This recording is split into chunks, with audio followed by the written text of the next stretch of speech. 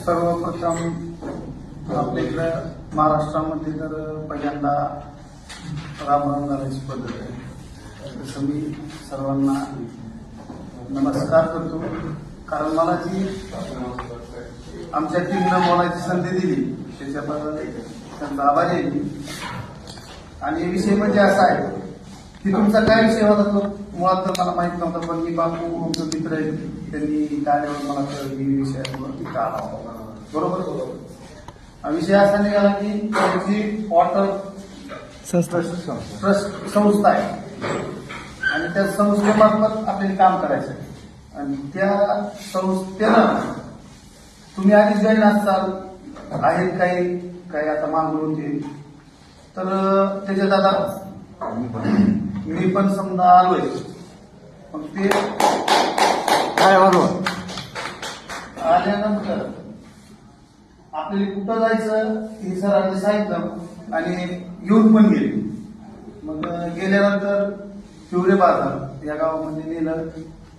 काल आपण तिथं पाहिलं, तिथल्या पंचायत सदस्य किंवा कोण असतील त्यांनी आपली बरीच माहिती दिली.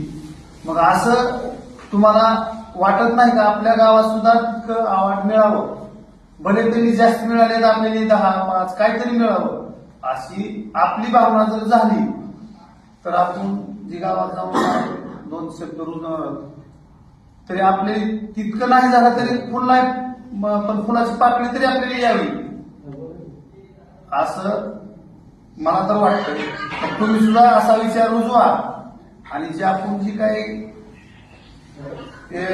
पाहण्यासाठी त्या गावाची काय परिस्थिती, भौगोलिक परिस्थिती आहे, तिथलं जे काय वातावरण आहे ती वातावरण कशामुळे तयार झालं, मग त्याच्यासाठी त्यांनी काय आपलं योगदान दिलं गाववाल्यांनी, आणि आपण आपल्या धाराशिव जिल्ह्यामध्ये जाऊन आपलं काय आपण योगदान देणार आहोत ही थोडं मनामध्ये ठेवून आपण सुद्धा या गोष्टीचं या इथल्या हिवरे बाजार या गावचं अवलोकन करून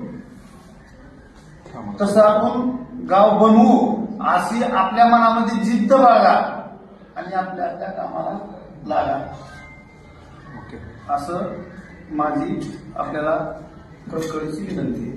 आता बोलायचं भरपूर आहे, प्रत्येकाला बोलायचंय. ओके.